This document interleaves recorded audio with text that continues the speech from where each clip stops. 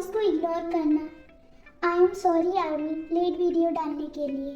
Actually मेरे exam चल रहे थे इसलिए मैं वीडियो नहीं डाल पा रही थी। चलिए स्टोरी स्टार्ट करते हैं। सूरज की किरणें जैसे ही ताई के चेहरे पर पड़ती है वह अपनी आंखें मसाकर उठते हुए कहती है, यह गॉड, इतनी जल्दी सुबह क्यों हो जाती है? ढंग से मैं अभी तक सो भी नहीं पाई हूँ। जब वह अपने कपड़े को अस्त व्यस्त स्थिति में देखती है तो उसका दिमाग अचानक से ठनकता है।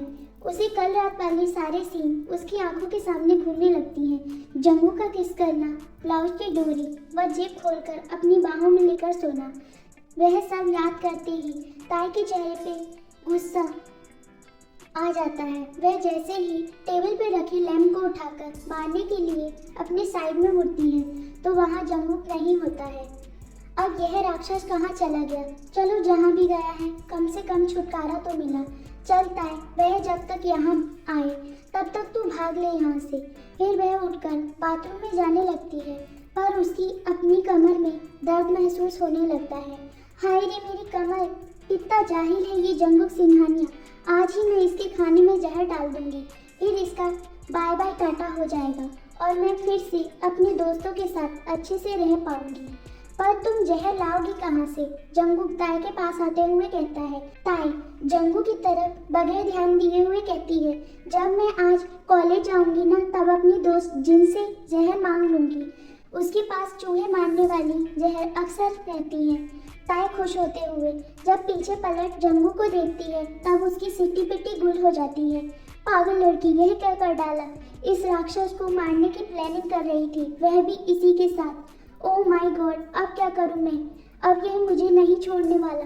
ताई अपने मन ही मन कहते हुए अपने कदम बाथरूम की तरफ बढ़ाने लगती है। जैसे ही जंगू को उसके पास आने वाला होता है तो ताई एकदम से दौड़कर बाथरूम के अंदर घुसकर लॉक कर लेती है। ताई की इस हरकत पर जंगू अपने बालों में हाथ फेराते हुए मुस्कुराते हुए वहां से हॉल में चला जाता है। अरे भाई गुड मॉर्निंग, आज तो आप बड़े चमक रहे हो, क्या बात है?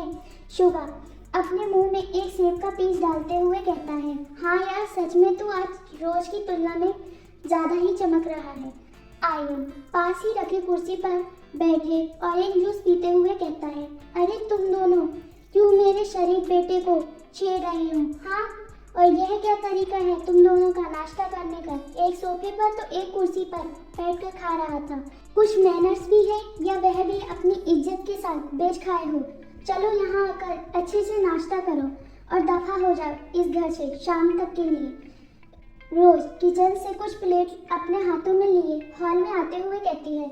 आर्यन और शुभा को अच्छे से प्रवचन सुनाते हुए कहती है, जिससे आर्यन और शुभा का बेचारा मुंह बन जाता है और वहीं जंगू को दिल ही दिल में खुशी महसूस होने लगती है।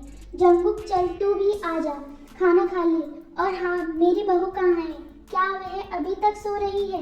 रोज डाइनिंग टेबल पर प्लेट लगाते हुए जंगू से पूछती है। जंगू जैसे ही कुछ कहने वाला होता है कि तभी उसकी नज़र सीढ़ियों से आती हुई ताई पर पड़ती है। लाल साड़ी में वह बहुत ही खूबसूरत लग रही थी। हाथों में लाल चूड़ा, गले और मांग में जंगू के नाम का मंगलसूत्र और सिंदूर। कुल मिलाकर वह एक स्वर्ग से उतरी हुई अप्सरा लग रही थी। जंगू तो जैसे ताई में खो सा ही गया था। उसको तब होश आता है जब आर्यन और शुभा उसके पास आकर बहुत ही धीमी आवाज में कहते हैं, घूरना बंद करो हमारी भाभी को, वह आपकी ही है। क्या कल रात भाभी को अच्छे से नहीं देखा जो अभी अपनी आंखें फाड़ उन्हें घूरे जा रहे हो? हाँ, जंगू उनकी बात को सुनते ही उन दोनों की ओर अपनी गुस्से भरी नजरों से देखता है, जिसे देखते ही आर्यन और शुभा एक साथ जोर से बोलते हैं, माँ, मासी, मुझे भूख लगी है, जरा खाना लगा दो, नहीं तो हमें कोई अपनी नजरों से ही मार डालेगा। चल चल शुभा, भूख लगी है ना, चल खाते हैं।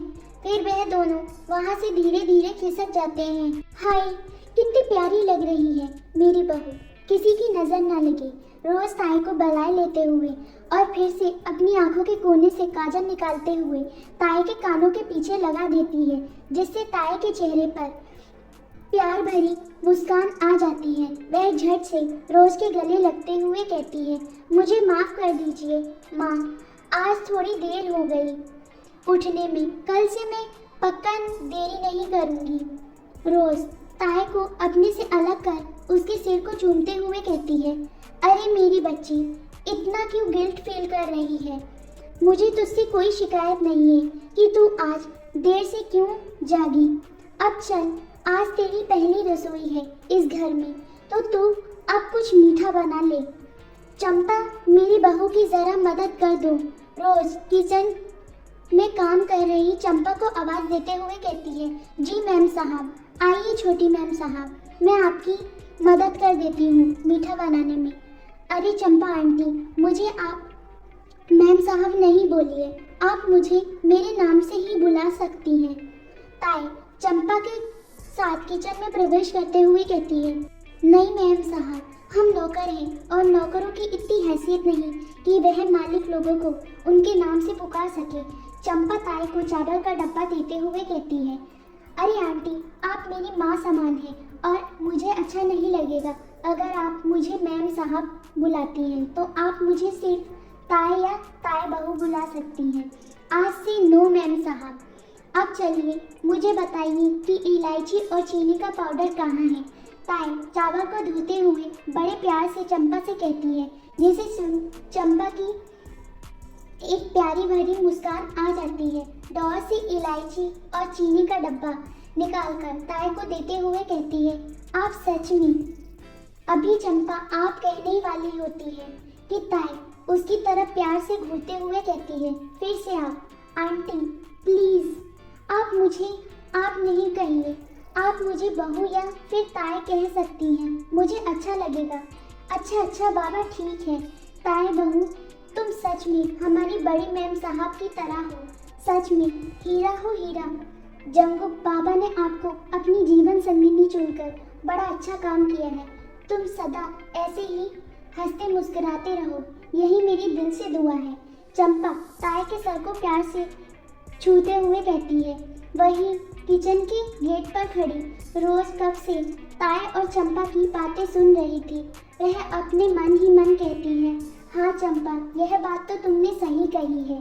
जंगूक ने ताई को अपनी जीवन संगिनी चुनकर पहली बार अच्छा काम किया है। ताई सच में बहुत प्यारी लड़की है। भगवान तेरा लाख लाख शुक्रिया जो तूने मेरे जंगू के लिए इस जैसी प्यारी लड़की को चुना है। नहीं तो मुझे लगा था कि वह मायरा की बहन लिसा ही मेरे घर की बहू बनेगी। अच्छा हुआ जो मेरे जंगू की जिंदगी में नहीं आई।